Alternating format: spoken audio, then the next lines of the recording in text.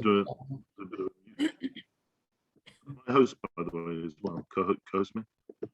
Got it. Oh, co-host you. Yeah, it's just setting up now. You are co-host. Don't worry. Okay, we're live. Vanchakalpa Turvischa, Kripasunduevacha, Patitanam Pavenabhyo, Vaishnavavyo Namanamaha.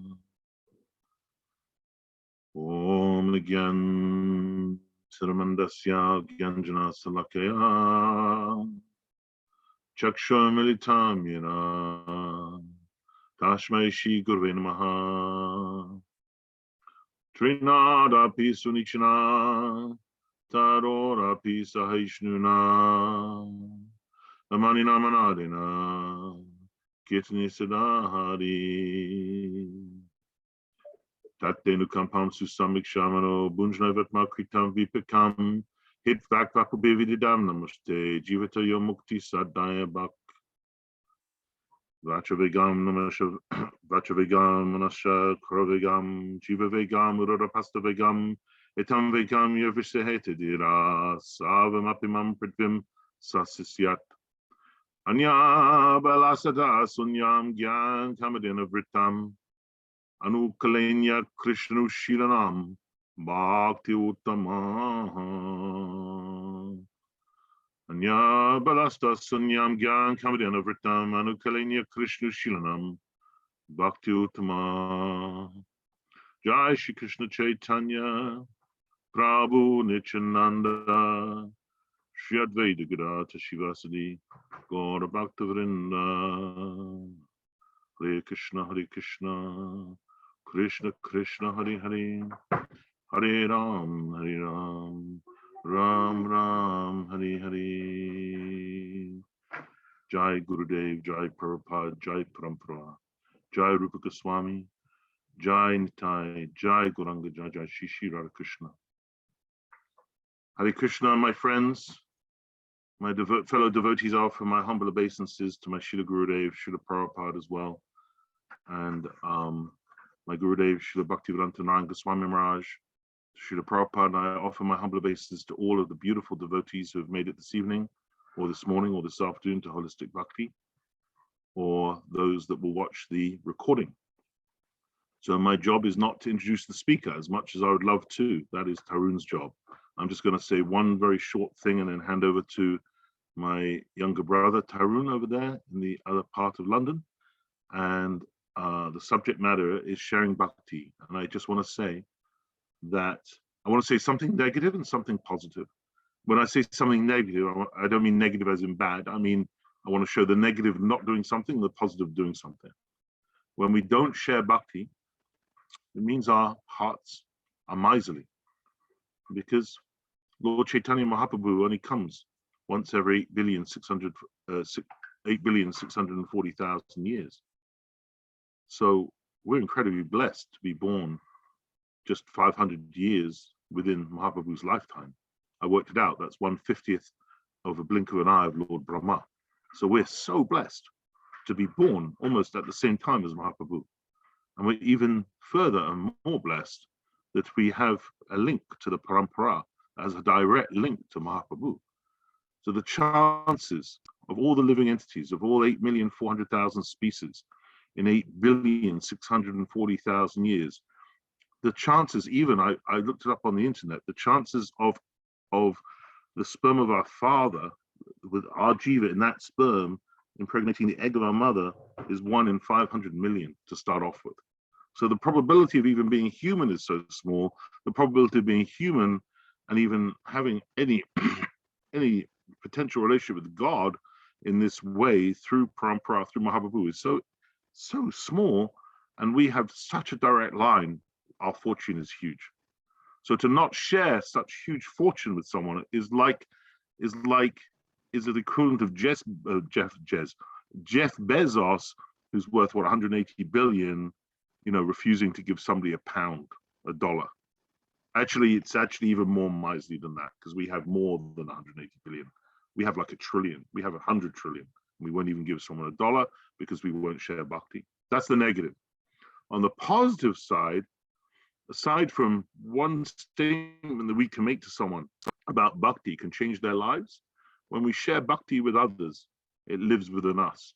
If we share, we get more greed. When we share, we get realization. When we share, we get mercy. So I would always encourage, always, to try and share bhakti in an appropriate manner, which I know our speaker is very good at. So I'm going to leave it there, hand over to Arun. Have a beautiful evening. Good luck, Didi, in your speaking. Hare Krishna and Dandavat Pranams. Hari Bol. Thank you, Yashoda. Before I introduce our speaker, I want to encourage all of you listening. I'll share a link on Facebook because I know some people are listening on Facebook. But for all of those in Zoom, there's a link in the chat below to submit your questions on the subject. You can submit them before, during, or after the talk. We live off your questions, so please keep them coming. They've been really, really good in recent weeks. And now, before I hand over to you, I'm going to introduce you.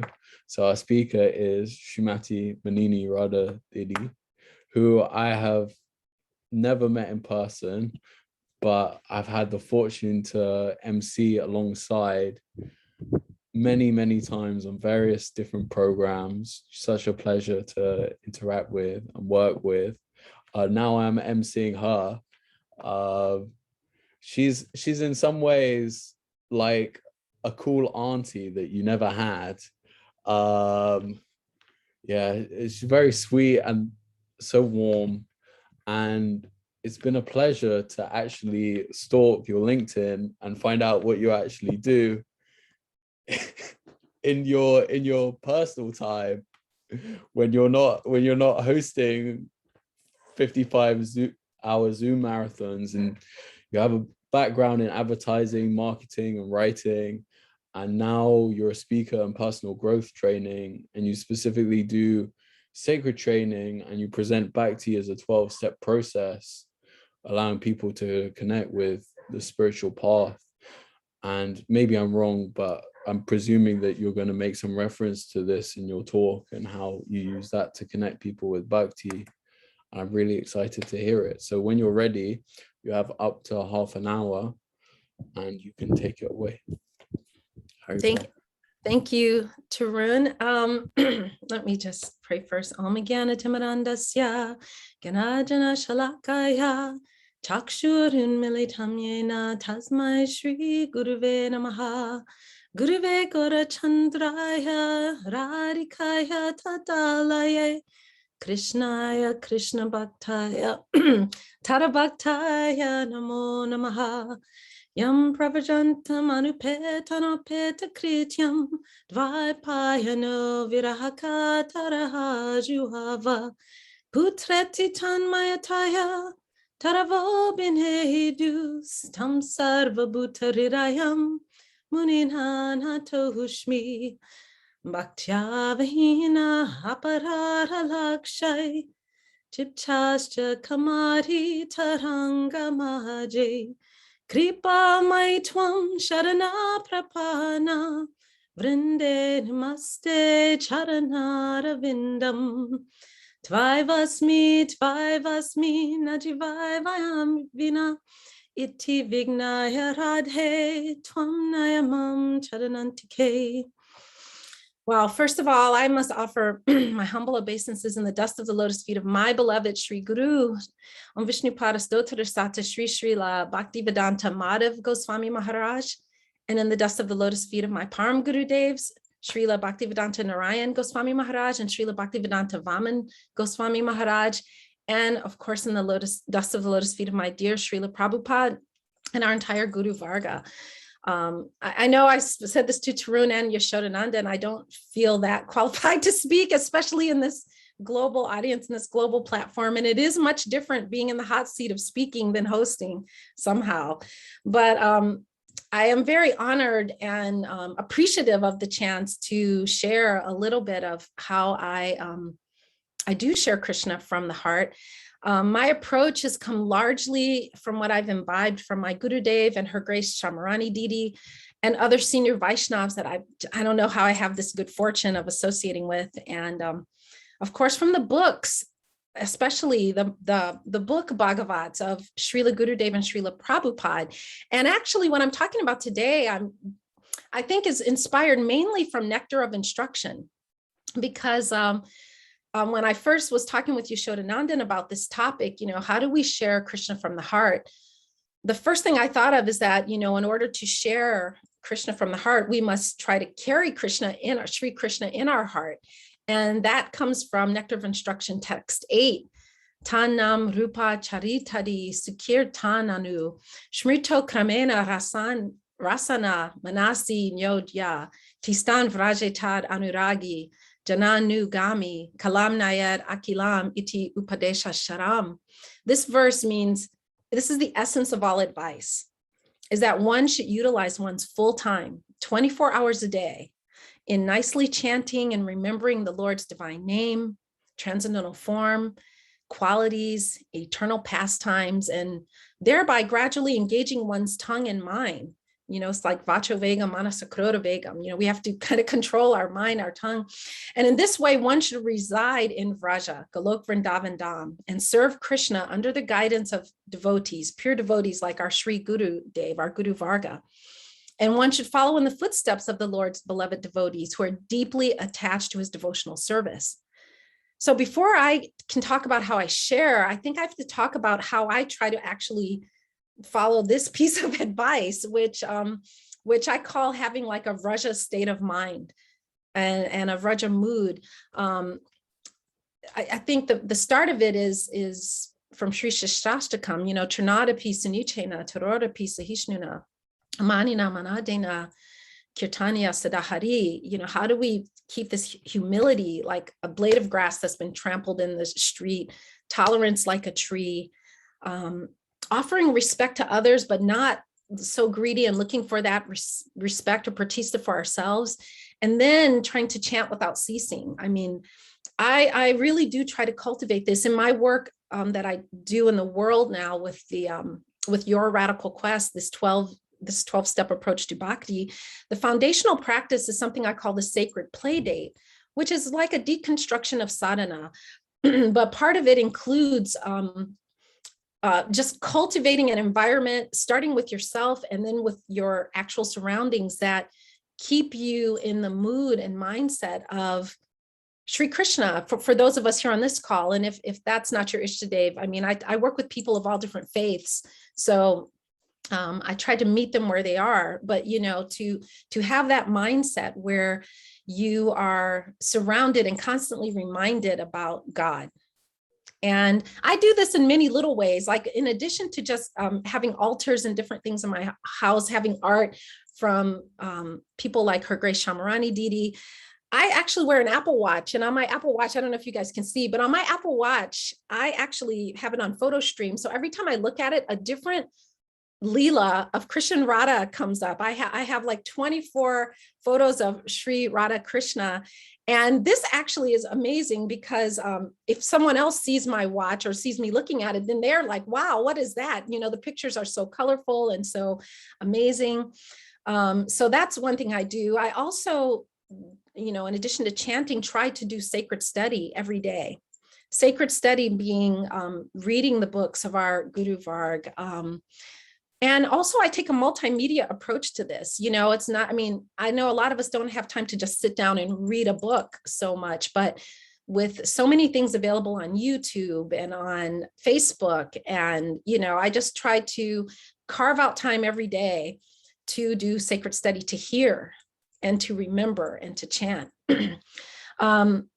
Another thing that I actually happen to do in my home that keeps this Vraja state of mind is I run a soundtrack. Sometimes, a lot of us listen to music, and I have playlists that I've made with the Maha Mantra in there with other prayers and bhajans that I can just run. And it does create a certain vibration between the art and the music in my home. And of course, not to overlook the books, because just having books around from Srila Gurudev, from Srila Prabhupada, from the Goswamis, this literature is a conversation starter, and there's just so much sukriti in just someone seeing this. So I would say that in order to share Krishna from the heart, we must do what we can to cultivate Krishna in our own heart. And that's first and foremost the first thing. But then after that, another inspiration I took from Nectar of Instruction has to do with text 4, the 6 loving exchanges, that we typically talk about these 6 loving exchanges in the context of devotees. And that verse, by the way, is Dadati Prati Grinati Guyam Akyati Prichati Bunkte Bojayate Chaiva Sadvidam Priti Lakshanam. And that verse means basically these are the six exchanges: offering gifts in charity, accepting charitable gifts, revealing one's mind in confidence, inquiring confidentially, accepting prasad and offering prasad are the 6 symptoms of love shared by one devotee to another. And because Krishna lives as the super soul within each and every living being, you know, I feel like this is a very easy instruction to actually extend in general. How I do this, I want to actually talk about these in a little bit of depth, because offering gifts in charity, you know, I want to share an example of how this can take place. All of us know we can share the books and we can share art, things like this. I also like to share Tulsi Devi. I recently had a friend who moved into a new home, and she was like, I want to have a garden with a plant representing each of my friends. And I thought, oh, well, for me, you must put Tulsi Devi, you know, and she was like, okay, she started to research Tulsi, and she was reading about holy basil. And then she was like, wow, this plant is so miraculous, you know, and it easily led us to have conversations about Bhakti. And then she ended up planting like a whole forest. You know, she had all these little plants. I said, you know, each of these is going to grow into a tree. You're going to have to thin these out. But it's really lovely. And now when I visit her, each time I visit her, I can, you know, share things like I'll share maybe a mantra for how she can, you know, pick the leaves or just little tidbits. And it's just a wonderful way to have an ongoing dialogue, to share something like Tulsi Maharani, to share the books, to share the art. In terms of accepting charitable gifts, I mean, when friends come over to see me, I often ask them to bring flowers. I ask them, you know, say they can bring fruit or nuts, things like this. If I'm having a dinner party, that's usually what I request, because that's something I can then in turn offer at the feet of Sri Radha and Krishna and our Guru Varga, and then again, return it in prasadam. So it's a beautiful way to again, have a loving exchange. Revealing one's mind in confidence, how I interpret that when I'm speaking to, say, non-devotees, is I try to just keep a willingness to speak from my heart. You know, you don't necessarily reveal all of the deep confidences that you might like with another devotee or with your Gurudev or with senior Vaishnavas, but you can speak from the heart. And in terms of inquiring confidentially, sincerely inquiring about the welfare, the understanding and the heart of others, I think that can be felt, you know, so to just have a sincere interest in what's going on in that other person's space, it can create a wonderful openness. Accepting prasad obviously is great, and offering prasad.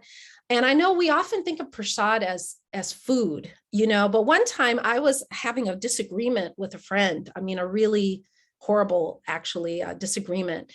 And I think it might have been Her Grace Shamarani who told me, you know, or maybe it was even a friend who said, you know, you may not be able to always offer food stuff or prasad, but she said, you can burn incense and offer that to, you know, to the feet of our gurus and to the deities. And then if someone smells that incense, that is another form of prasad, or flowers that have been offered. So I try to kind of have a very wide, a wide perspective on these things. Other things that can be offered as prasad, I like to offer the art. I also think giving neem or tulsi beads, depending on whether someone's vegetarian or not, is wonderful. And the most important prasad we can offer is Hari Katha. So I think that that is, to me, the most delightful and the most fun thing. I always try to share the Maha Mantra with people that I meet. I try to share encouraging words from the Bhagavad Gita. These are the things that God that Sri Krishna has said about himself. So they have so much weight and so much inspiration when other people hear them.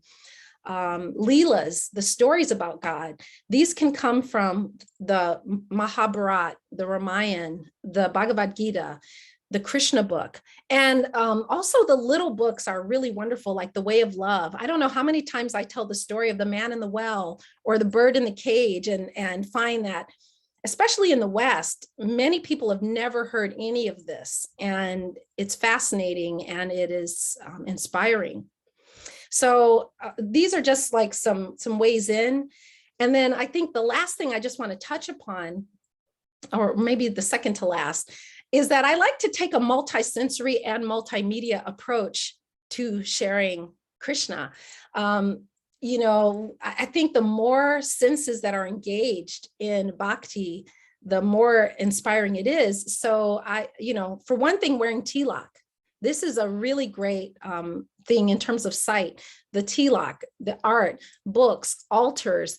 But I will do things like send the little Krishna movie, or I'll send bhajans or talks of Srila Gurudev, or frankly, Bhakti Zoom programs that we've been doing, or the wonderful daily programs of Sue Devi and Kishori Mohan. You know, these kinds of things, there's so much nectar constantly flowing, especially right now, especially during this pandemic, that there are so many easy ways to share a little Krishna with people.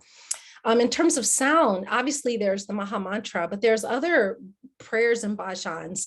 You can share via YouTube, via Apple Music, via Spotify. There's Hari Katha from Srila Gurudev coming out every day. There's all kinds of Vani coming out from these acharyas, from Srila Bhaktivigyan Bharati Maharaj, our program, Srila Prabhupada. All of these things are, I think, up for the taking and for the sharing. Of course, we can share prasadam. Of course, books, japa beads, and bead bags. These are all great things to share with people. I went to visit my family, who's not Krishna conscious at all. I'm the only one in my family who's Krishna conscious. And I went to visit my nieces and nephews in Texas, and I decided to take them all. They all eat meat and, you know, and all of that. But I took neem beads, and I said, look, this is beads of protection. They're very sacred. And then my nieces and nephews ended up chanting a few rounds with me of the Maha Mantra, just, you know, because I gave them that. And I've even done this with friends. And so I find this is like I said, these loving exchanges are amazing. And of course, through smell, there's the incense prasadam, flower prasadam, and also if I'm making food, you know, it's funny, most of my friends are meat eaters, carnivores, like I was up until the last couple of years.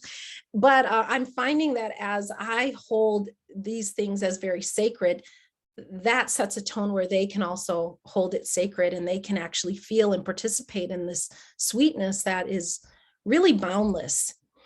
And the last thing I want to share about how to easily share Krishna from the heart is to actually get someone to ask you.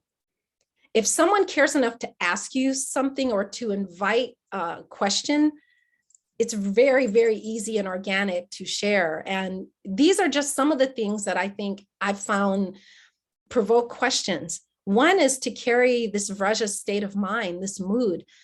In my day job, besides doing the sacred training, I still do consult in advertising and branding. And at the beginning of this year, I was working on a pretty intense project for AT&T.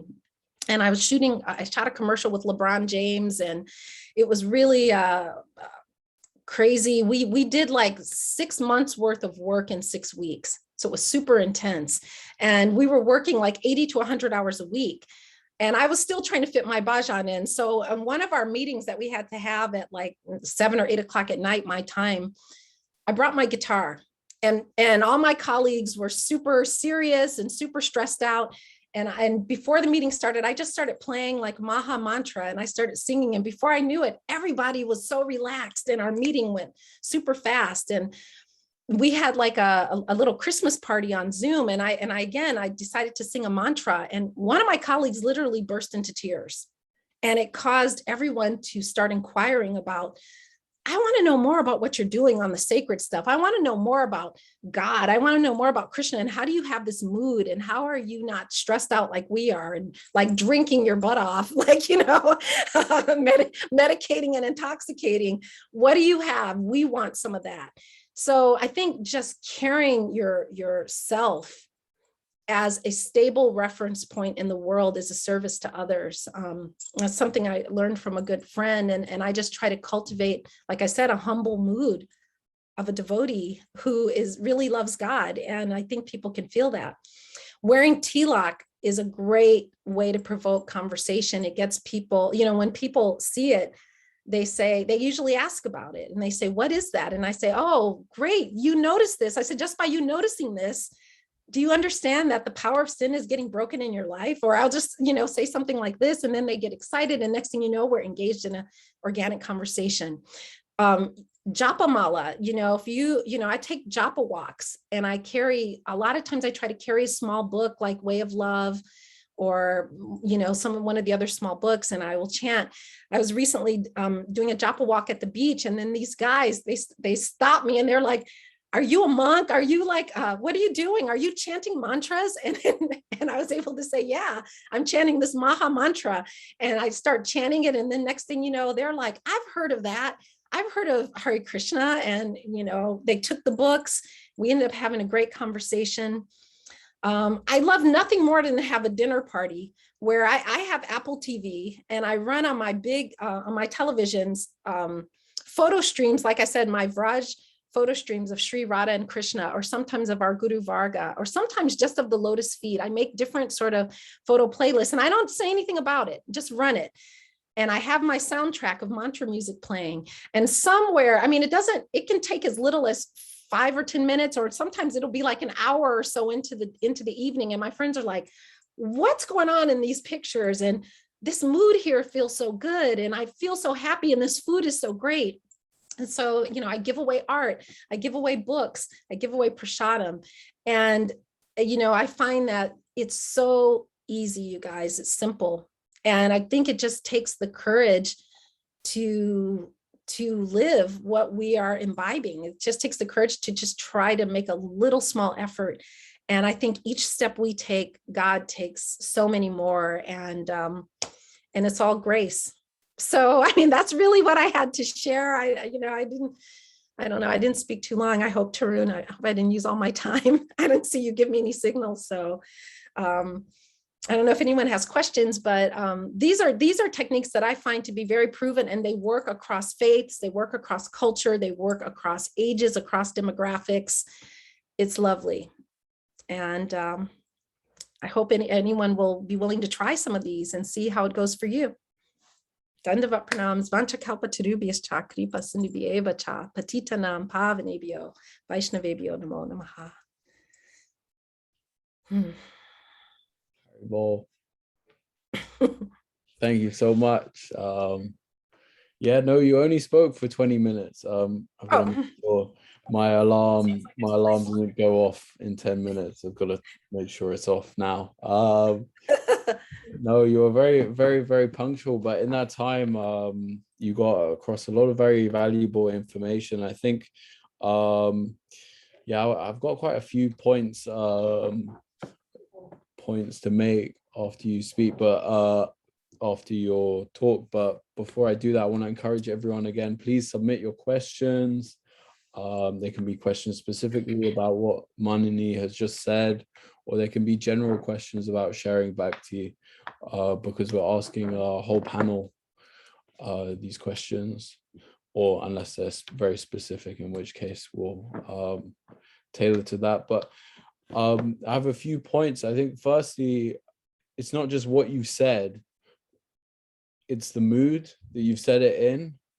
And clearly your mood of sharing Bhakti comes across, and it's very inspiring. I almost half wish I was wandering around LA not knowing anything about this, like just bump into you on the beach or something, like, who are you? It sounds like so much fun, but I think how we do things is, you know, almost as important or more important than what those things are that we do. So how your mood coming across is really beautiful and inspiring for me. I'm going to try and have the same positive, open mood that you have. I think Americans, you know, they can be more positive and more, you know, almost more innocent, more childlike, whereas, you know, us British people, sometimes we can be a bit like reserved, stiff upper lip, like get worried, oh, what if they think I'm trying to convert them or something like that. And it's just, when you come across with something in such a positive mood, it's infectious. So yeah, I wanted to mention that. I really liked how you talked about these 6 favorable exchanges in Bhakti and how we can extend them to non-devotees. We're all looking for loving exchanges.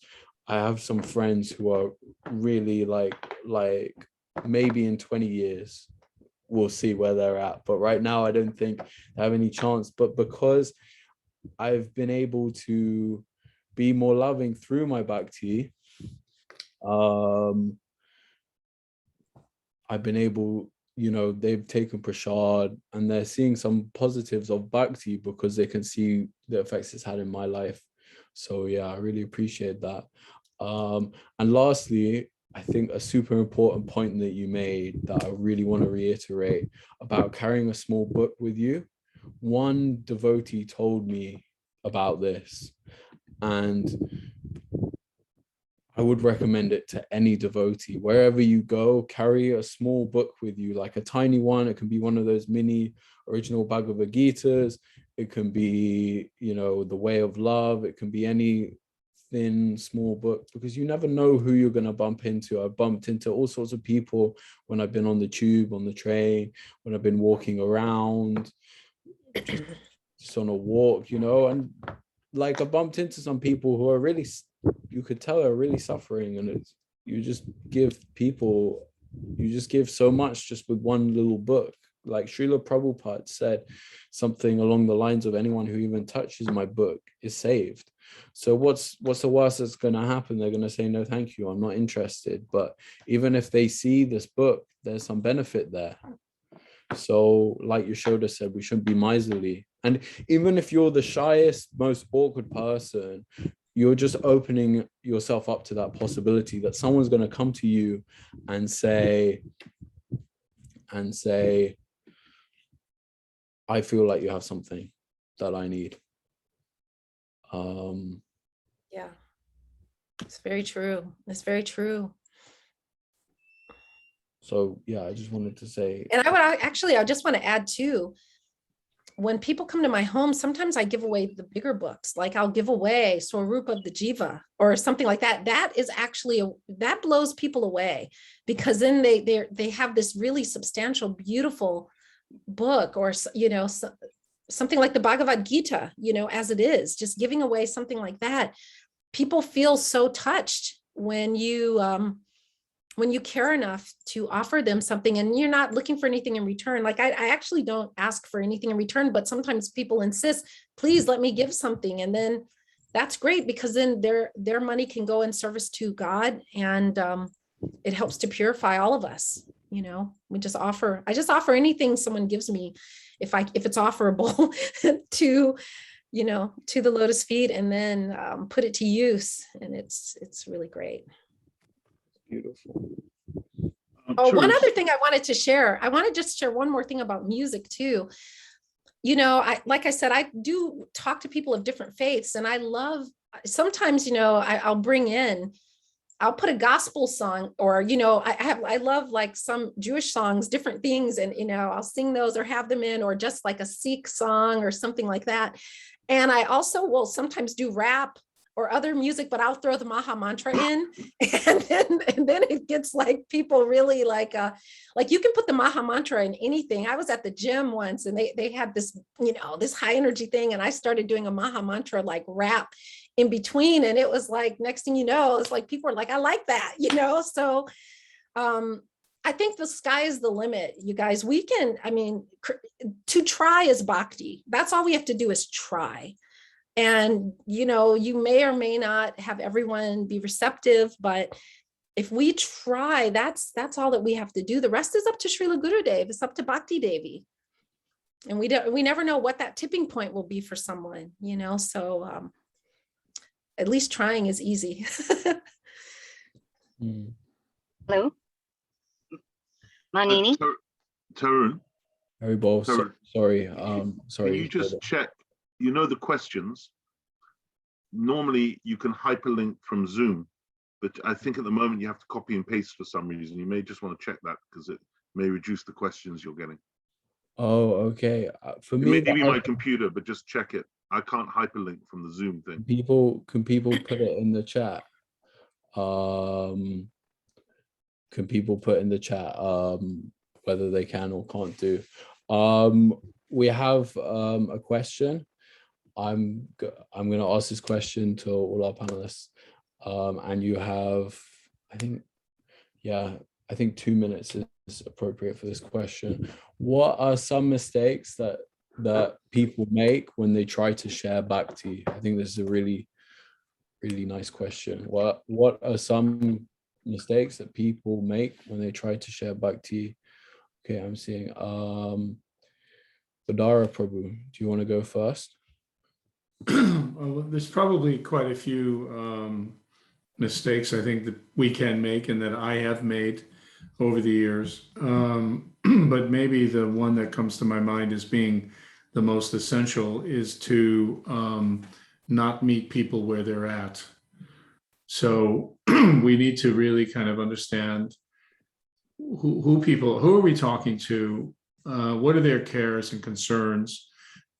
What are their needs? And if we can meet them there, and we can then make the philosophy relevant to that, then we have a much greater chance of having them take an interest in Krishna consciousness. So that's what I think. Thank you. Sorry if I just realized my thing was not on mute, so sorry if that typing cut into anything that you said. No problem. Meeting people where they're at, that's yeah. I mean, just like, in other words, I can become a so-called preacher, and I can get on my soapbox at Speaker's Corner, and I can rant and rave about Krishna, and I might land with some people. But really, you could almost say that Bhakti Yoga is a yoga of relationships. So, when we're really going out there, we need to be developing relationships with people. And that means really understanding who they are, where they're at, not assuming that they have an interest in what we're talking about, or maybe even that they understand what we're talking about. We need to make sure that it lands well, is what I'm saying.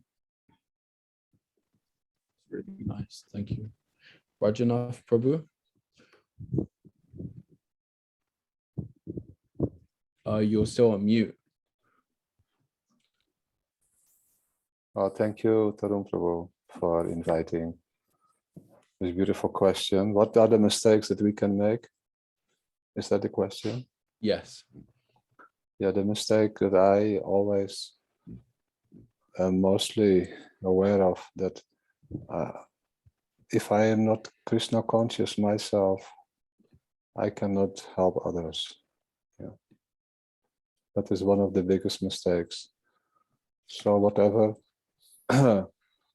if I forget to nourish my own Krishna consciousness, then oftentimes it is that if we see someone drowning and we want to help that person, but we don't know how to swim, that is a big problem. Another thing is that if you throw someone a towel while he is drowning, the person cannot do anything with that. So we should see how can we be on this journey, not only for a few moments, but for the rest of our life. So what is another mistake is that I speak from my personal experience that I do not sufficiently take shelter in the association of devotees. Yeah. Because bhakti starts there where bhakti is manifesting. And of course, we all have the blessings, but what are the blessings? They are as our Manini Radha, our sister, is telling, we must practice sincerely, not just haphazardly, but we must sincerely try to practice ourselves the process of bhakti. Then we can easily help others, yeah, because when they will join us, they will find that these people are happy, they are a real family. Yeah, Srila Prabhupada said, if you want to convince someone, just take them with you to where you live, yeah, in your ashram or in the temple. Good. I'll stop here. Tarun. Haribol, thank you. That was, like, I feel a very strong answer presented in such a beautiful way. It's kind of like hit me like a thunderbolt almost. It's yeah, it's powerful, but it's very true. Thank you, really thank you for sharing that. I'm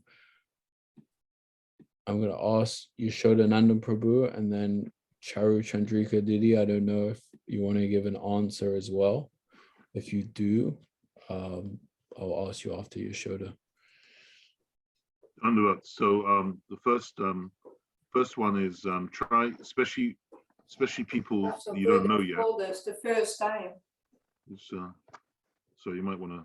Yeah, I sorted it. So the first issue is don't try and find common ground. So making people wrong never works. The second point, which is kind of linked to that, is don't ever think you're superior. You're not. I'm not. I'm just lucky. This knowledge isn't knowledge that I've come up with. It's knowledge that's been shared with me generously, very generously, super generously. So I'm just lucky. I'm not superior. Any taint of superiority, they can smell it. Thirdly, don't ever try and convert anybody. All we're doing is sharing.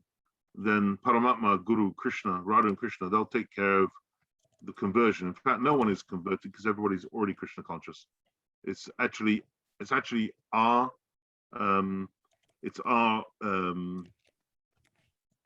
we're actually very fortunate to be involved in any part of somebody else's process.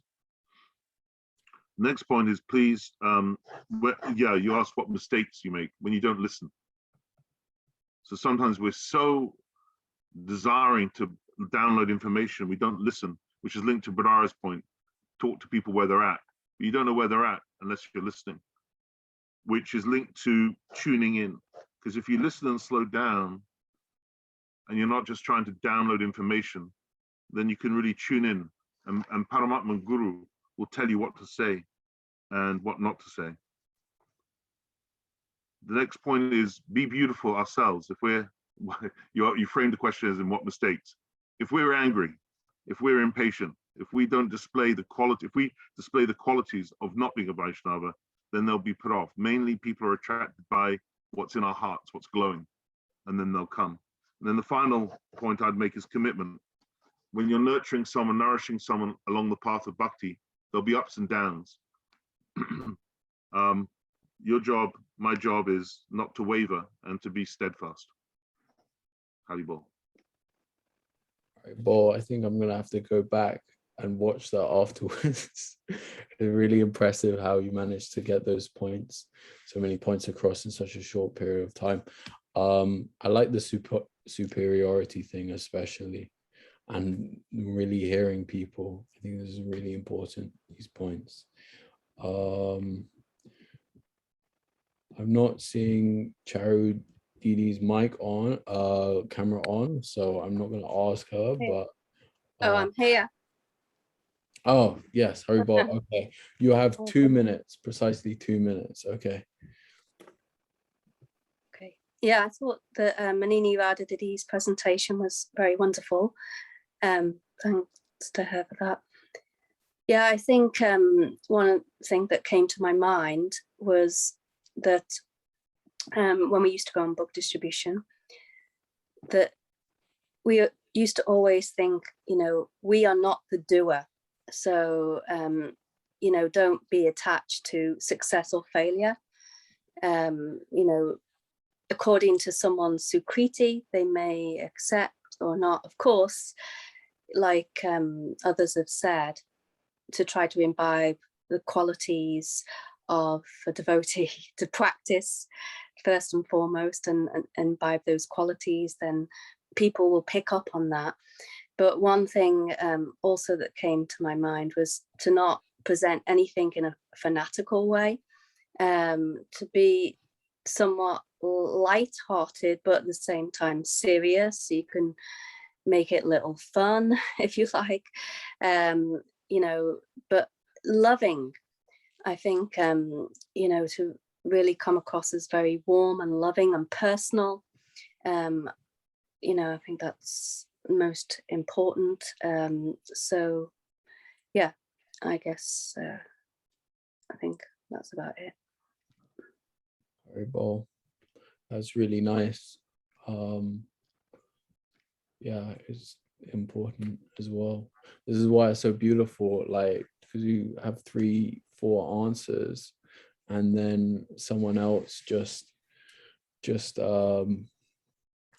says some other points that completely haven't been raised, that we're not the doer, that we shouldn't be attached to whether things are successful on our part or not, because it's actually not down to us. That reminds me, I'm sorry, I don't want to speak too much, but that reminds me of something directly that Srila Naran Maharaj said. He said to one devotee who asked him about distributing these books, he said to him directly, "Who do you think you are? The super soul guide in the heart. You just make a nice impression." Sorry, I'm not going to say anything else. Manini, Radha, you're up now. Wow, everyone covered a lot of what I was going to say. Actually, I was definitely going to say meeting people where they are and not making them wrong. One thing I often say, especially when people come from another faith, you know, like maybe they believe in Jesus, maybe they believe in Allah, and I like to share what Krishna said in the Bhagavad Gita. He's like, you know, how my devotees want to serve me, that's how I show up. And I find when I like share a verse like that, then people become a bit disarmed and they're like, oh, that's great, you know, and then we can actually talk about Krishna as the supreme personality of God. But the other, I think one thing I didn't hear said that I also think is important is that we must surrender judgment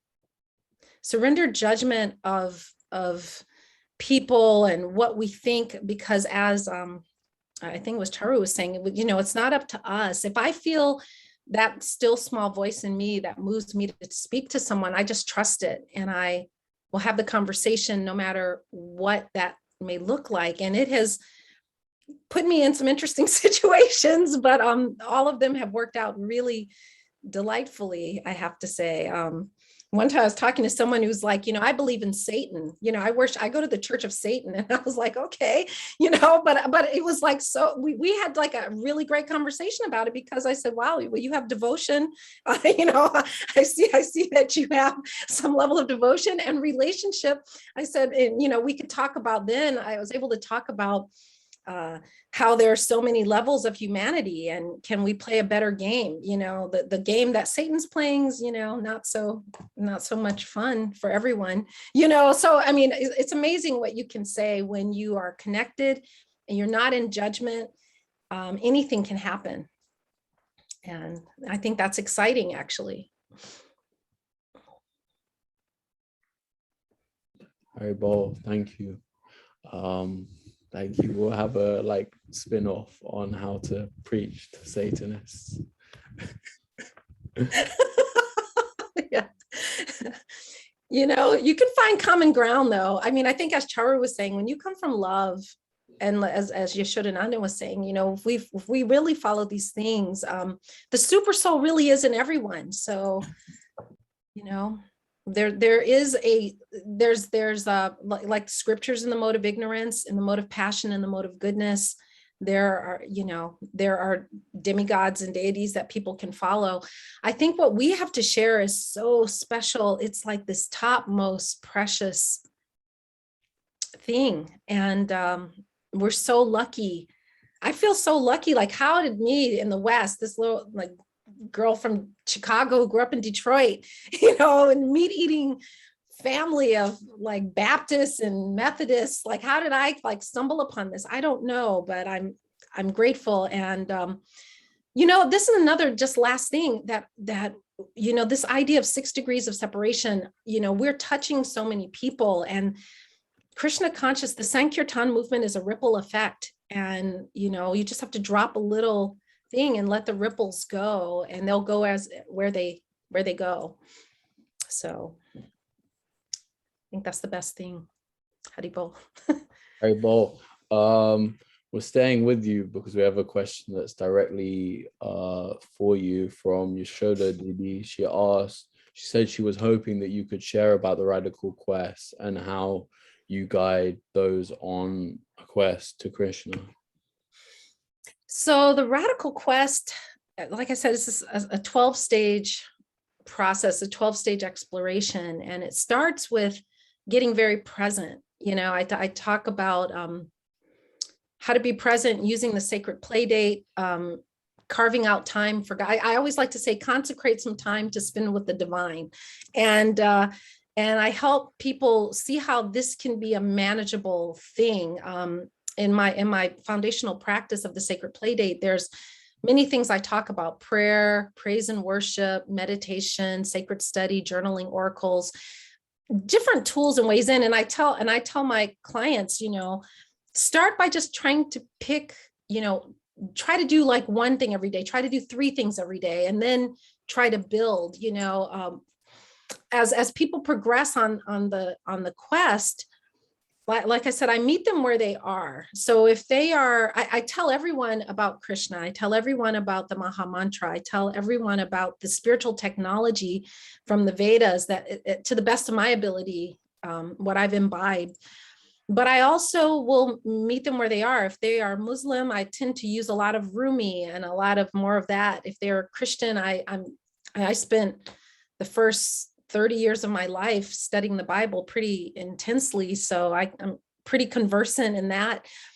And this venture that I'm doing has been blessed by my Gurudev and by Her Grace Shamarani Didi. So if those who really wake up, like actually Yashoda was one of my first clients, and she got like partway through the helix, and I felt this inspiration to actually connect her with Srila Bhaktivedanta Madhav Maharaj, and she received actual Harinam. I give Harinam, but to get Harinam from my Gurudev is really spectacular. And now she's probably getting prepared to receive Diksha. So there's a pathway in the work that I'm doing for someone to actually go very far in Krishna consciousness. But for those who don't take to that, I just try to help them have, I talk about establishing your divine sense organs, divine eyes, ears, heart, and mind. And if we can cultivate that, we can begin to see God everywhere, to hear God everywhere, to experience God everywhere. And that seems to be working so far. So far, so good. But the helix, I feel like I was given a divine download of this helix of evolution is what I call it. And these 12 stages are be here now, align to divine mind, transcend your karma, root in your true self, activate your genius and own that power, discover your sacred mission, which is a call to serve, or answering a call to serve. And then choosing your adventure, whether that's creating something, solving a problem, which I like to couch in terms of a puzzle, or learning. And then finding a way forward, playing with perspective so that you're not fixed in one set like way of seeing the world. And I talk about revisiting your resources so that you can access the abundance that's here. God, in all the scriptures, whenever anyone is in relationship with God and trying to do something, it always starts with what they are, where they are, what they already have. It's never like you must go do these 16,000 things and then you can take a step forward. We can take a step forward right now. There's always a way forward. And I always like to say every experience is a path to God, no matter what we're going through. And the culmination, I'm leaving out a step, realigning your lifestyle. I talk about how to make the adjustments as you evolve, and as your practices, spiritual practices evolve, your lifestyle has to evolve. And then the ultimate thing is to follow God's flow, which is the art of endeavor plus surrender. So I teach these things with lots of practical examples and practical tools. And people are able to have a firsthand experience. The wonderful thing about Bhakti is that it's testable. It is a methodology that anyone can employ, and they can see for themselves, wow, I'm chanting and I'm feeling happier. I'm chanting and I find that I'm not so caught up in this world. So what I also talk about in my work is I really couch it in very simple terms. Are you playing the game of life? And at what level are you playing it? And I like to say that most of us aren't really playing the game of life. We're doing scrimmages of death. Scrimmage is very grueling and it's not so much fun and there's a lot of suffering. But if you can actually play the game of life and you can play the game at a higher level, especially in this day and age of like people are online a lot and are very familiar with multiplayer role player games, this is an easy construct for people to understand. You want to upgrade your player platform. You want to upgrade the games of life you're playing.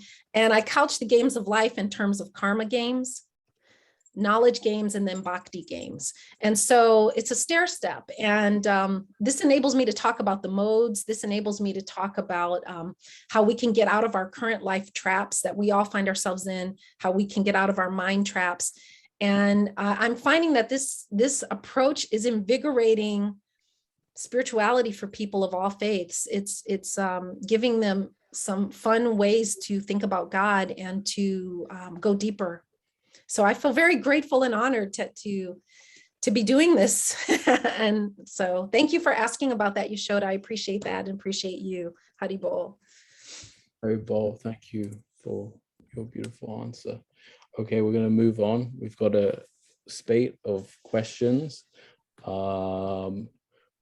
Even another one, as I said that, another one came in that's really nice. Okay, we're going to try and do 1 minute answers. Please, I'm asking from the bottom of my heart, could all the panelists try and stick to 1 minute? I'm going to hold up the sign, and when I hold up the sign, could you like finish within 10 seconds? That would be great. That way we can answer more of these questions. Okay, so the next question is, you seem very outgoing, but I'm shy. How do I overcome my shyness to share Krishna consciousness? I think that's a beautiful question. I'm gonna go same order. Badara, Prabhu, if you want to go for 1 minute. I love these questions. But by the way, just real quick, I just really found Manini Radha's program quite inspired and very exciting. Very good mind that put that together. I think there's a lot of ways to answer these questions. Do you want to ask the question again? Oh, sure. How do I overcome my shyness? I think it's important to be authentic to who you are. We don't have to become another preacher, just like Manini Radha just said. Whatever resource you have, you start with that. So if you're shy, then you begin in a shy way and you share according to your capacity. And if you're an outgoing, gregarious person, then you do that as well. I'm not a shy person generally, so I'm not sure I'm the best one to answer the question. I can only empathize with the idea of shyness and say that, well, just respect yourself and do what you can. Haribol, thank you. Badara, Prabhu. Oh, sorry. Sorry, it's been a long day. Prajanath, Prabhu. If you want to go next, you have 1 minute. Okay. Yes, shy or not shy. Shy is a beautiful quality. And I always encourage myself that in my body, whatever that is, I have received, there are over 30 billion living entities. So to help them to develop Krishna consciousness, yeah, anyone can do that. Yeah, we can honor prasada, we can listen to the Maha Mantra, we can just also, if we are shy, we can wish the best for everyone. In Kali Yuga, the mental positive, yeah, expressions, they are so much appreciated by Sri Krishna. It is said in Bhagavatam that he will reward if we desire anything good for others, then Krishna becomes very happy. And in this Kali Yuga, he will reward, fulfill that mental desire. So if I'm a little shy, but I wish that the whole world should be liberated and dancing in ecstasy and happy in Krishna consciousness, just do it and feel good about yourself. Hare Krishna. Very well. It's a really nice positive answer. Okay, next in the order was Yashoda. I think. I'd like to start where Brajanath started, but going another direction. Shyness is a quality, and shy people, there's a bit of a generality, but often by definition are better listeners. So use the quality of listening to do the preaching. Because one thing that everybody loves is to be listened to. And if you're outgoing and you're hogging most of the conversation, you're not necessarily allowing the other person to speak. So one way of overcoming shyness in preaching is just ask great questions. You can ask a great question and then just be quiet for 3 minutes listening to the other person answering. And they'll feel so validated, they'll love you, and you'll bring them along the bhakti path. Haribol, that was a really nice answer. Oh, hey, Yashoda, you are blowing my mind. 724 trillion. Yeah. Are you There's 724 trillion cells in your body. You have a big body. I don't think it matters how big your body is. It has to matter. Or maybe, Brajanath, you've rationalized it and you're another level of evolution where you've simplified the cells down to 30 billion. I don't know. Yeah, I'm not a scientist, but I'm happy to hear. That's even better. Yeah, 724 trillion. Yeah. So when you're preaching, even if you're preaching, like, I think once no one turned up for Prabhupada's class and he just recorded it. He said it's fantastic. Well, he was preaching to 724 trillion cells that were lucky enough to be with Prabhupada all the time. Yeah. So we've always got an audience, Braja. Yeah. Well, the question is, maybe are the cells individual living entities, or is it just the microbes that Brajanath was? Not sure if it's relevant for this subject matter. Okay, let's move on. Charu, the question was, how do I overcome my shyness to share Krishna consciousness? You have 1 minute. Yeah, I remember when I was going on book distribution, ISKCON days, and there was one lady who was super, like, painfully shy, but she used to do really well because of her enthusiasm. So somehow she had that attachment to doing the service and the enthusiasm, and she used to reach a lot of people, and she used to have really great conversations and great results. So I don't think shyness is necessarily an obstacle in that sense. I think if the enthusiasm's there, that is the main thing, and just try, like Manini Radha Didi said, to try is bhakti. So and of course, again, we're not the doer, so the results are up to Krishna, and he can work for anyone, whether they're shy, whether they're bold, whatever qualities you have, you can be an instrument. Very well. Oh, sorry, I'm getting some heart pain. Whatever. Chest pain. Nothing serious. Thank you. Haribol. Manini Radha Didi. Yeah, shyness. Obviously, I'm not so shy, even though I can be. I have had shy moments. What comes to my mind are two things I must say. One is that I think what I was speaking on earlier of inviting questions, like Yashodanandan said, asking questions, I think that's really brilliant. But there are a lot of passive things we can do, like wearing the tilak or having your japamala, which can have someone engage you in conversation where you don't even have to make that first overture. But that being said, I know that I heard this about Srila Gurudev, our Param Gurudevs, that they were like lions, like Srila Bhakti Pragyan Keshava. And he said, I want, you know, you all to be like lion cubs. And I think of that. I like, you know, I was recently watching The Lion King, you know, and, you know, we can take shelter under the lion-like acharyas that we are following. And, you know, I keep reminding myself, it's not me, as Charu was saying, it's just, we're just repeating what we've heard from those pure devotees. And that takes a lot of the onus and a lot of the, I think, stress away. So the closer that we can just share what we've heard from a space of love, I think that kind of love conquers all, right? Amor conquisto todo. So we have to let love happen. All right, well, thank you. Oh, it's so hard to pick questions. Now we've got all of these good questions. Can I share when I'm not feeling it? Is this not hypocritical to do so? Difficult question. But yes, that's our next question. Well, 1 minute, I'm going to repeat the question. I'm going to ask you again, Badara Prabhu, to go first. Wrong question. Can I share when I am not feeling it? Is this not hypocritical to do so?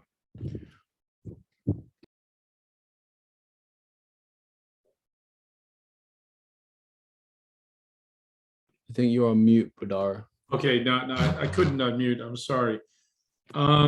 That's an interesting and tricky question.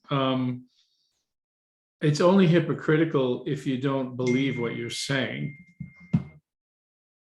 Right. If, you know, you might not feel inspired in the moment, but that's just a passing moment, and maybe you're tired or you're not inspired.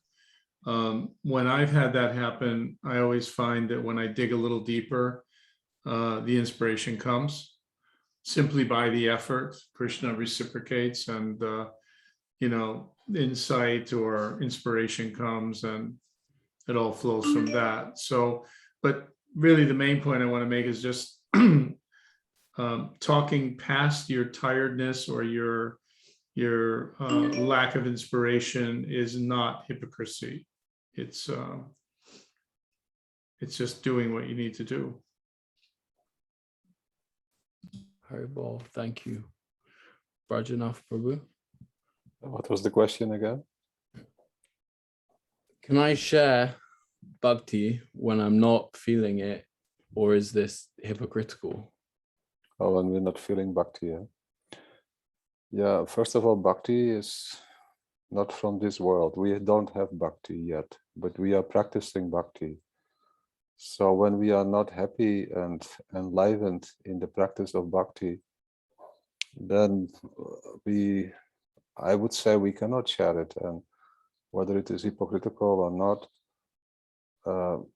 you can only share what you experience. Yeah, people will get that.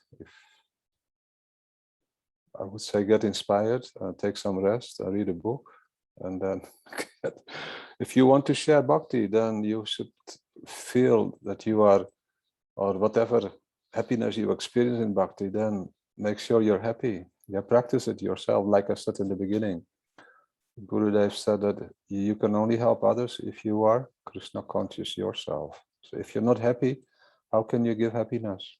If you're not inspired, if you're tired, then you cannot inspire others.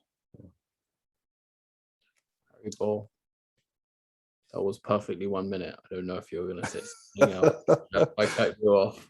Yeah. You have something? Did you have one very quick point that you're about to make, or? No, I was completed. I wanted to do it in 1 minute, but I thought I overdone it already. No, just as the time finished, you finished. Okay. Haribol, no, thank you very much. Yashoda?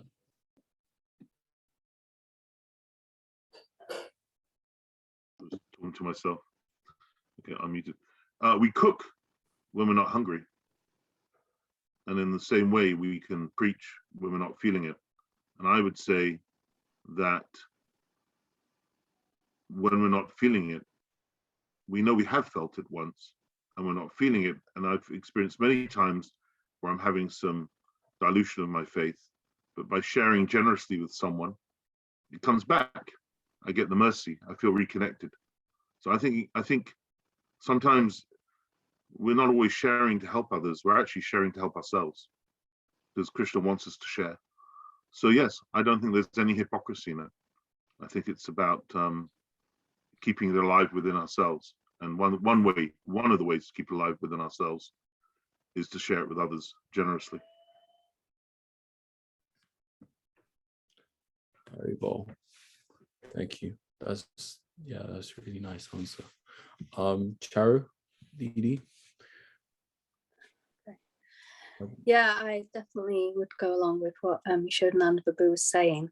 And again, from my experience, when we used to go out every day on book distribution, then, you know, it's not every single day you feel it, that's for sure.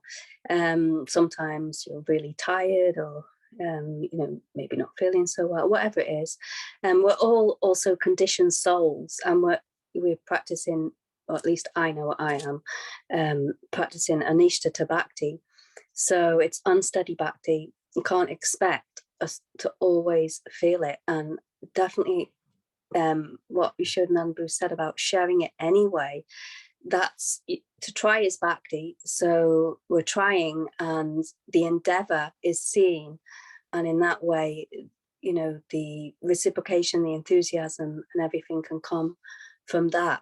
So, you know, I've experienced many a time when I haven't felt it. I've gone out and I've got into like an amazing conversation with someone, and it's like, wow, you know, I'm so inspired all of a sudden. In the beginning I wasn't, and now I'm all of a sudden like so inspired. So yeah, okay, finished. So I think do it anyway. Yeah. Anyway, yeah, that's nice. That when you like start and get going, then suddenly it comes. It's been like a recurring theme. Thank you. Manini, rather.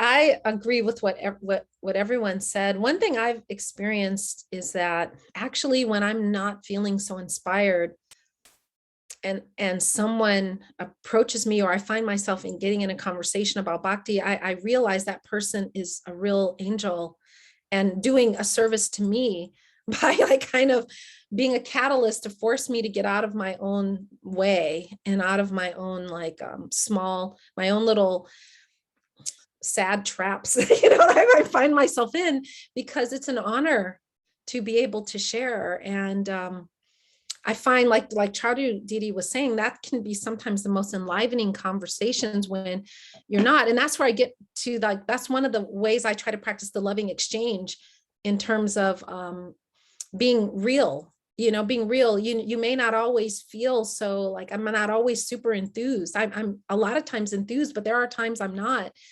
And I just still try to speak from my heart. And I think that is enough. And it's not hypocritical to do that. Haribol. Haribol, thank you. Thank you. Okay, we're going to move on to our next question. Try and fit in as many as we can before time runs out. How do I share Bhakti with close family members who have no interest, with no in capital letters? I'm curious to hear how everyone's going to answer this question.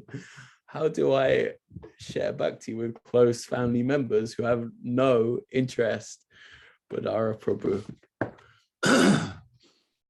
I'm almost inclined to say I'd like to hear what Brajanath has to say about this first. He's given such good answers tonight. I'm going to just give the answer that I would do, and I would try to find a point of common interest. And I would then try to move from that point of common interest and expand it to be able to include discussions of soul, spirituality, God, Bhakti, anything where there's a common sense of concern is a good place to begin. That's just I'm not sure that's a very spiritual answer, but it's a very kind of practical human answer, I think.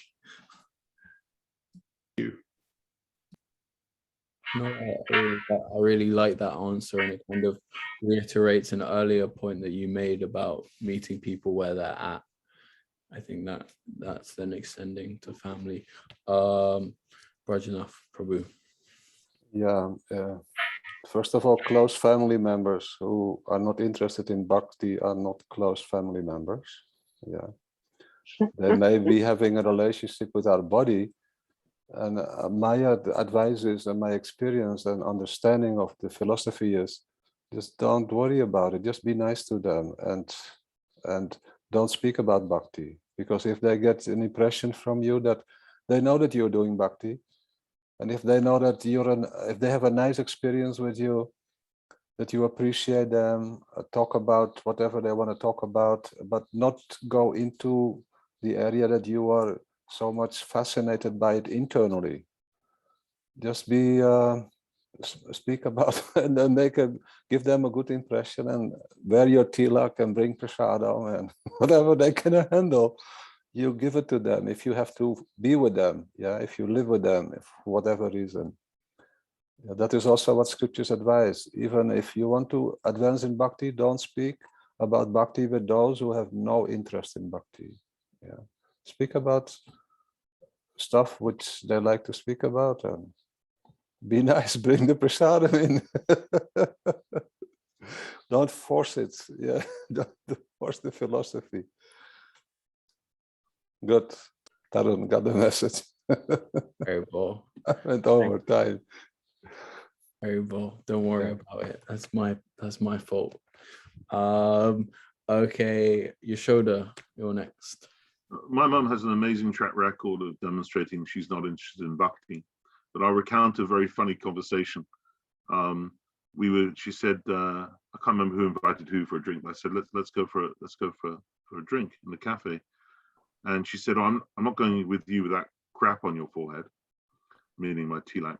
So I said to her, Mum, what are the chances that God exists? And so she actually bowled me over. She said 60%. I was like, wow, that's about 59% more than I expected. I said, well, just imagine this is a signal to God that you love him, and there's a 6% possibility you think he exists. Then I'm not sure if that's a very wise statement. And she said, I can't argue with that. So basically, the two ways in which I approach my mum with bhakti is, one, lots of humor, like just don't take it too seriously, lots of humor. And secondly, show the love you have for Krishna, for Radha Krishna, through little actions towards the person who's in your family in ways they can understand. Can be very mundane, but if they feel it, they feel your love, they'll feel the love from Krishna, from Gurudev. Can I interject something here? I think there's a really best-selling book in this called Jewish Boy Converts His Mom to Krishna Consciousness. And there's a whole bunch of stories, interactions with each other.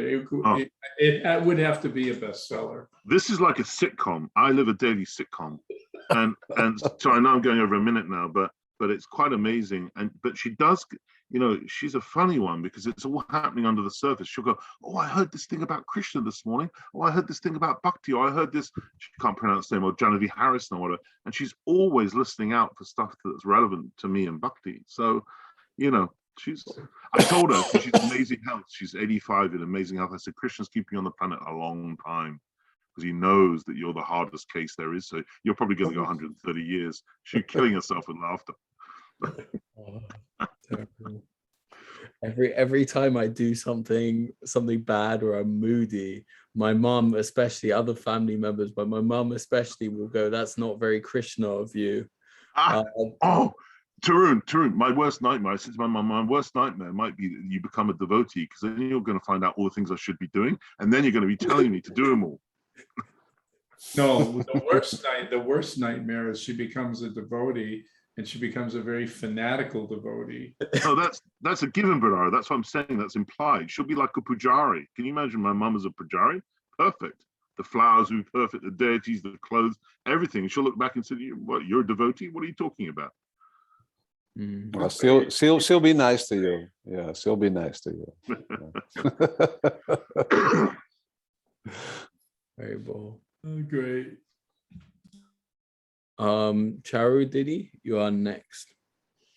I'm going to repeat the question. How do I share Bhakti with close family members who have no interest?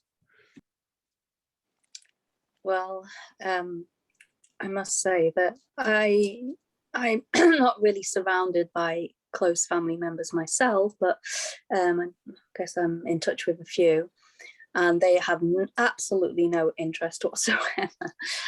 But you know, in the past, I've given prasadam, so that's, I guess, something we can always do. And for the first few years, they didn't even accept the prasadam, I think, and then after some time they did accept prasadam from Vrindavan and like that. So that's always very helpful, but to be always nice, of course, and happy. You know, if they see you're really happy, you know, they think, wow, something's working there, you know. So yeah. Very bold. Thank you. That's nice. I like this point as well, give prasadam. I think this is a really important point, and some people also said it in the chat. Really good way to share Krishna consciousness with anyone who seemingly has no interest. Manini, you are next. 1 minute. I just think that being consistent really goes really far. My family is not very receptive, but you know, I'm myself, and I do make prasad. I know when I'm visiting my parents, and my dad would be like, I'm hungry. He's like, do you have to offer all this food? You know, and I'm like, you can go ahead and eat. I'm still going to offer, you know, I like let them, because I heard Srila Bhakti Vigyan Bharati Maharaj is like, you know, once you like can make the deities plates, let them do. And I noticed over time, as I like had a little altar in my room, and I'm still doing my practices, that, you know, now my parents, you know, they still aren't really Krishna conscious. They call Krishna blue boy. And they're like, you know, I think, is that blue boy? Are you praying to your blue boy again? Is that blue boy? I guess, you know, I guess he's all right. You know, I put on the little Krishna movie for them one time, and to my surprise, they watched like a good 2 hours of it, because, you know, my mom was like, this is just ridiculous. These pastimes are ridiculous, but she couldn't stop watching it. So I think by just, as everyone's saying, being yourself, being happy, being kind, offering prasadam, and just allowing it to unfold naturally. I always have art, and I always have books around. It's so funny. I was visiting my folks, and I had this little pamphlet I hadn't even read about Krishna, and my mom opens it up, and it said something about Krishna and Jesus. It was just whatever it said was enough. And she's like, okay, you know, so Krishna does take care of it. I mean, we just have to show up. I think we just have to show up and be in love, and the rest will happen organically. Not have an agenda. I think that's important. Don't have an agenda. Just be kind. I thought you said not having agenda. I was like, getting worried. Yeah, not to have an agenda. No, do not have an agenda. Haribol.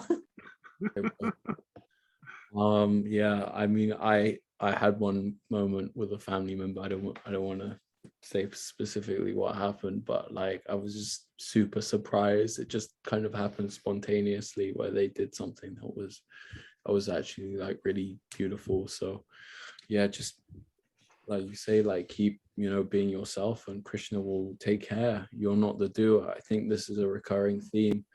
I think two things that have really been coming up, you know, meet people where they're at, and that you are not the doer. Do you have any other summary points, Yashoda, before we move on to the final questions? Yashoda? Oh, summary points from the whole thing. Yeah. Crikey. I want to say, I think, I want to say two things. I think Manini Radha was fantastic tonight. I'm really proud of her, you know, beautiful, really beautiful, sparkling. And I think what you said was right, you know, that sparkle, all of that sparkling coming through. And people mainly remember how you say something more than what you say. And if they remember what you say, they only usually remember one thing anyhow. So you're never in control of what it is they're going to remember.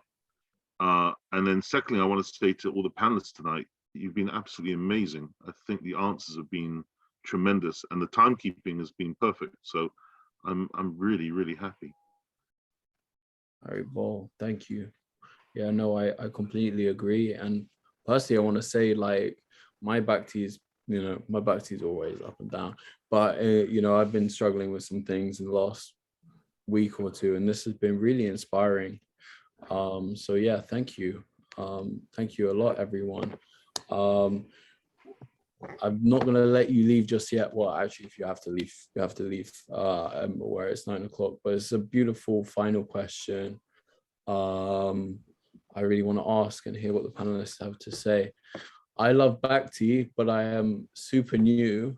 What do I have that I can give? Yeah. What can I give if I'm very new to this process? Vidara Prabhu, you have 1 minute. Wow, that's a beautiful question. I'll keep it as simple as possible. I would say, give everything you have. And just wait for the reciprocation, because it'll come. Thank you. Yeah, it's beautiful. Because I think in that, there's that sincerity. Thank you. Prajanath Prabhu? Yes, tell people that you love Bhakti, you love devotees, you love Prasada. Yeah, just tell them that it's a great place. I don't know the philosophy, but I don't know anything, but I just love it.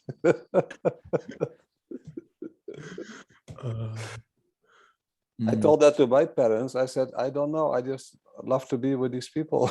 I'll find out what happens.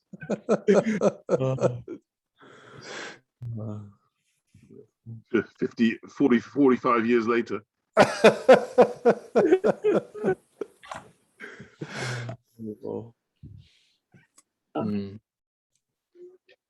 Haribol. Okay. I think Yashoda, you are up next. You don't know how new you are. You may have come across Krishna consciousness 1 month ago. I may have come across Krishna consciousness 26 years ago, but you might have been doing this for 100,000 years, and I might have only been doing this for 26 years. So I wouldn't worry about how new you are, because you have no idea how new you are. Haribol. Thank you. Charu Chandrika Didi. Well, Srila Prabhupada encouraged that little girl, Saraswati. I think she was only, I don't know, 2 or 3 years old or something, I'm not sure. She would go up to people and say, oh, do you know that Krishna is the Supreme Personality of Godhead? So that's just so simple. But when I first joined, I didn't know anything really. And I was straight out on book distribution during Padayatra. And I didn't really know much what to say to people, but Krishna did inspire things to come through. So yeah, just by trying, definitely I must have, people were taking books, and people were hopefully reading those books and maybe even joining, who knows. So yeah, I think just do it anyway. And I think Krishna gives the knowledge, definitely. That's what it gives you what to say. It's again, the same thing, you are not the doer. So Krishna will inspire your intelligence, inspire your words, inspire everything. Haribol, thank you. Bruno, I'd just like to add one more thing, because I only took about 20 seconds. We're not actually primarily focused about sharing knowledge, we're sharing love.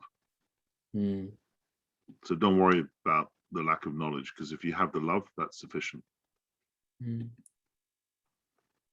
Haribol, thank you. Manini, Radha, you are next. I'm sorry, can you tell me the question one more time? Yeah, sure, no problem. The question is, what's about being new? Never mind, I remember. I'll just repeat it again. Okay. For anyone listening. who missed it. I love Bhakti, but I am super new. What can I give? I actually feel like I'm living that. I started on this path of Krishna consciousness in like 2018. So, I mean, even to speak in this esteemed gathering of Vaishnavas is pretty daunting.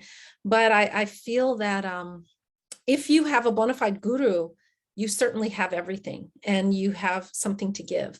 And if I can give nothing else, it's just my enthusiasm, because like I said, it's like we have this priceless thing. So just letting people know God is real, God is here, and they can actually tap into it and have a relationship. I mean, that's a lot. So I agree with, I think Budara gave such a brilliant answer. Give everything you can, whatever that is, and just trust. Let it be. Haribol. Can anyone hear me? Yes. Oh, yeah. Oh, this is Jagatarini Das. Dandavats, Jagatarini. I didn't know how to talk before or how to get through. I was thinking the question kind of like, it's not like we're introducing anything new to ourselves. It's our true nature. And we just have to uncover it. So as one of the devotees just said, we don't know how long we've been practicing or not been practicing. And it's not something that is put upon us. It's something that by our own nature, we already have. We've just forgotten. Haribol. Haribol. That's a beautiful take. Thank you so much for that little piece of inspiration. And yeah. Can you find out where the lady's from? Yes. I'm guessing the States. Well, yeah. Haribol, does anyone know Jagatarini Didi and where she's from? I live in Hawaii. Welcome, Jagatarini. Haribol. I think she's one of my god sisters. I know Jagatarini. We know Jagatarini. You're the mother of Raghunath, right? No. Oh, then it's another Jagatarini. Right. I got my name from Shamarani Didi. Oh, beautiful. I've known her since like 1986. Wow, that's amazing. Jagatarini and I received Diksha together in Hawaii. Right. I still have that what is it called? The thing around my wrist. Yes. It hasn't fallen off. Wow, that's fabulous. The thread. That was like, yeah. 2 years ago. Jagatarini Didi, welcome to the program. Welcome. Yeah, I was so happy to find that this was going on. It's the first time that it's appeared to me in I don't know if I got this. I was on Facebook or whatever. Oh, but Manini, do you have her details?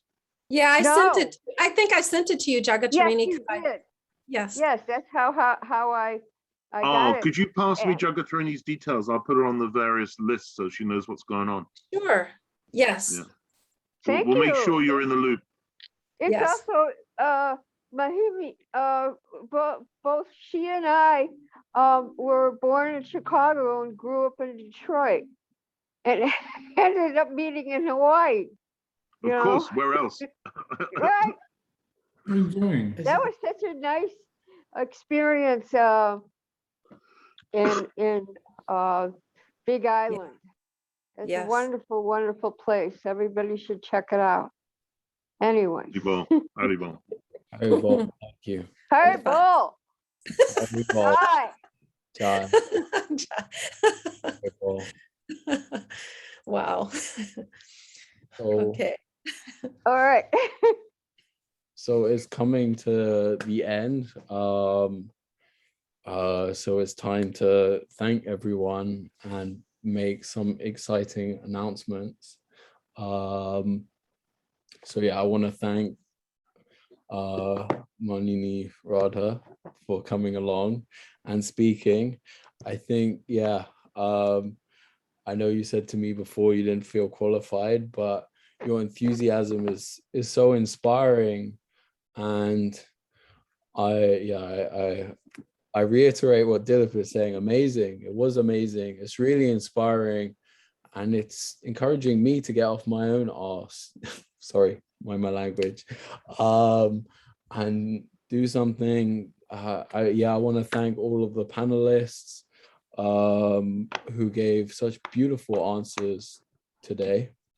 They were sweet, they were strong. I especially want to reiterate what Prajanath Prabhu said, which kind of, like I said, hit me really hard, which was, you know, how can we give if we don't have anything to give, or words to that effect. And, you know, I find myself being so laissez-faire so frequently in my bhakti, but now I feel like, well, maybe I do need to, you know, do some stuff, you know, maybe I do need to do, you know, focus on my sadhana. So thank you. Just cultivate that Vraja state of mind, you know, that Vraja state of mind carries you. Thank you. That's true. I want to thank, I want to thank all of the panelists. I don't know, Prajanath, were you about to say something? No, I'm happy, Tarun. I'm happy for you that you become, if only you become inspired, then our whole Zoom, everything is successful. Yeah. Okay, good. Yeah, it's true. Sometimes it feels like this holistic bhakti thing is just for me. Yeah. It's just Krishna and the devotees. Yeah. Amazing mercy just for me. Like, if you get on fire, then everything is successful. oh, terrible. Then we will continue with this program. Yeah, without a doubt. Yeah. Without a doubt. Terrible. Thank you.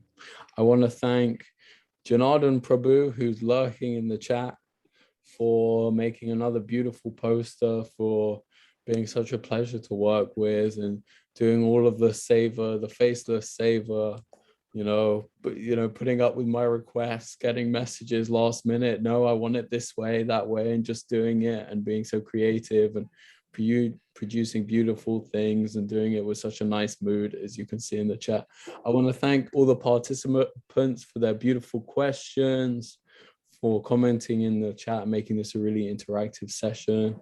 And I want to mostly thank our Guru Varga for giving us all of this beautiful thing and allowing us to come together under their watchful gaze and through their mercy and discuss these topics. So before we invoke out, or maybe get Manini to sing out, because I know she has her guitar nearby, and we know how beautiful your voice is, I want to make some announcements. In 2 weeks' time, we have a special session with Nrsimha Prabhu, which is going to follow a different format. I think it's going to be mostly just him talking and questions and answers with him.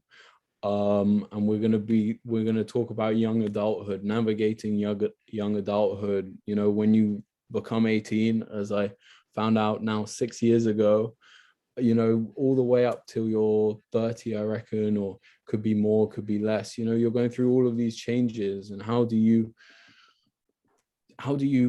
deal with your bhakti? You know, how do you incorporate it into all of these things? This is something that I've struggled with so much, and I just randomly had this spontaneous conversation with him where I was just calling him up to like let him know about a change of something, and it turned into an hour-and-a-half conversation where he gave me all of this advice. So I think it's going to be a really beautiful session. So even if you're not a young adult, I encourage you to come along in 2 weeks.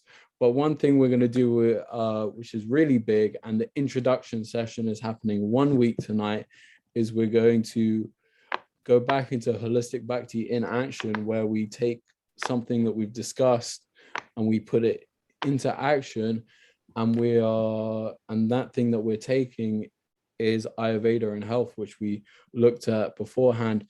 Sriman Nimai Chaitanya Prabhu is running his 8-day cleanse, which usually costs, I think, like more than $200. He's going to do it for free for all of the devotees. It's a really beautiful, amazing system. Has had, you know, you're going to see the testimonials come out soon, and it's really beautiful, amazing opportunity to improve our health just before Kartik, so that we can really have a very special Kartik. And it's also another opportunity to invite people who maybe aren't, you know, who are in our lives, who aren't following Krishna consciousness, to come and do something with the devotees. You know, we're going to be focusing on health, but there's going to be so much association in doing that. So it's a really beautiful opportunity to invite people to come along. So I really encourage people. The introductory session is happening in 1 week's time, and the actual start date of the cleanse starts 9 days after that. So yeah, so I'm hoping to see all of you and all of your friends next week. Hari Bol. Manini, if you'd like to sing for us, please. I'll just do a little Maha Mantra. All right. Hare Krishna, Krishna Krishna, Hare Hare, Hare Rama, Rama Rama, Hare Hare, Hare Krishna, Krishna Krishna, Hare Hare, Hare Rama, Rama Rama, Hare Hare, Hare Krishna, Krishna Krishna, Hare Hare, Hare Rama, Rama Rama, Hare Hare, Hare Krishna, Krishna Krishna, Hare Hare, Hare Rama, Rama Rama, Hare Hare. Jai Gurudeva, Jai Gurudeva, Jai Gurudeva, Jai Gurudeva, Jai Prabhupada, Prabhupada, Prabhupada, Jai Prabhupada, Jai Guru Parampara, Guru Parampara, Guru Parampara, Jai Guru Parampara, Haribo, Haribo, Haribo, Nitai Gora, Haribo, Nitai Gora, Haribo, Haribo, Haribo, Haribo. Dandavats, Haribo. Haribol, Manini. Dandavad. We need an album. We need a Krishna album with a little bit of R&B in there and a little bit A little bit. of mellow. Great, loved it. Thank you. Thank you. Haribol. I don't know. Maybe that will be in the making. You are like, I don't know. So many people are asking for that, but I don't feel so qualified. But maybe if some real musicians can come forth and help, you know, we can do some things. Jai. This has got a little record button on it. All you got to do is Jai. Haribol. And the vibes. Beautiful. Is Brajnath still there? Bernard, by the way, thank you for staying up late. I know you've got your up in the morning. It's amazing. I'm still there. Yes, other problem. And Brajnath, thank you so much to you, because I know it's like 10:15 there. So Yeah, I really, yes. really appreciate it. Now your love for me did it. Yeah. I always reach. I think you told me you weren't able to come anymore, but I forgot to listen to that part. Yeah, well, I only listen to someone who loves me. Yeah. So Well, we love having you on the show. We love having you on the show, Breja. It makes a real difference. So. thank you, thank you. And Tarun, great job tonight. I forget sometimes to thank you, but I should thank you because you emceed beautifully in your own very insightful and charming way, supplying the Yes. the glue Amazing to the show. Yeah, wonderful, wonderful. And thank you to everyone who came and attended. And also thanks to Anjali. I thought your little summaries were great. I like that. You know, when a panelist is speaking, she'll just like put it in 3 words. Anjali's amazing on that. She's Yeah, amazing. she's like she must be a Twitter expert or something, right? She's just fantastic. I love Really that good. Anjali summaries. She does this for Kishori and Sudevi every day. Ah, And I don't that's know. cool. She's Really in great. my time zone, so she gets up, and to be that present is pretty awesome. Oh yeah, because they are on at 8, so that's So 4 it's like at a.m. 4 a.m. Yeah. 4 a.m. Yeah. Okay. Yeah. Wow. Wow. Haribol. None of us. Okay. Dhanavad. Gonna love you and leave you. All right. Dhanavad, everyone. Dhanavad, Manini, Dhanavad. Yeah, thank you. I heard you sing one mantra with one beautiful mantra with what's his name? Avadut Maharaj. No, you were with the Prabhu in the Shloka class. Oh, What's his name again? Madhukar. Madhukar, yeah, Madhukar. Yes. Yeah. Yes. I've been doing, I sing a lot of the shlokas. That's how I try to learn them. That's nice, so nice. Yeah. Thank I'll be waiting for your album. Yeah. you. From your lips to God's ears. Actually, her Grace Shamarani, she blessed my music, and ever since then it's been she says she thinks I should do more, so I'm trying to do more with the music. Beautiful. Haribol. Haribol. Dhanavad. Okay. Bye, everyone. Bye. Thank you so much, Manini. It was really nice. I feel very inspired. Like seriously, it's really nice. I hope I can come to the States like and visit you sometime. There's so many open invitation. There's so many nice devotees I've met now that I've never met in person, you know. Right. And, but I feel like a dear family, like you and Janardhan. Yep, obviously. I think Yashoda talked about like doing a tour around the States one time. I think maybe I'm gonna have to hop on that. Like we'll do like a grand tour and we'll go like visit all the like devotees who do all of this seva, who we get to like hang out with and never meet in person. You know what would be amazing? We should just get like an RV and do a road trip across the US and stop at like the different devotee communities. That could be an amazing show. That would be so cool. Oh my. I've always wanted to do a road trip. Krishna. Hey, Janardhan says he has the RV. I used to have an RV, but I don't have one now. But okay, Janardhan, we have to talk, and thank you if you'll help me do the music. That would be amazing. Music videos. Okay. Janardhan Prabhu has, he's amazing to work with. Super fun. And he even has a gun, which is very cool for someone like me in the UK where we don't have guns. Yeah. There's plenty of places in the States where you can see your fill of firearms. So yeah, I just have the Maha Mantra, but you know. Sorry. And pepper spray.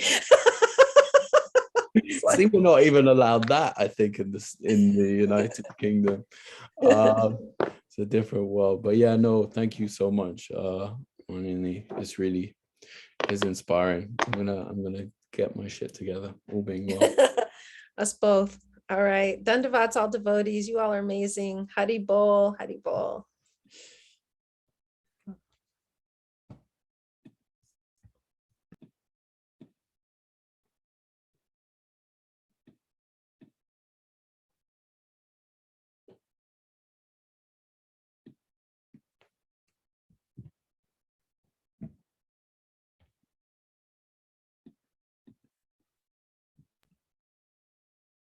What's happening, Tarun?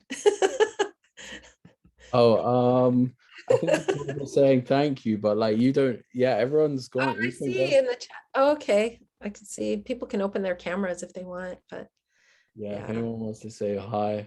Hey, Prem. Hey, that was nice. Budara, Anjali. This is my family. Love you all. Oh, yeah, no, it's been a real pleasure.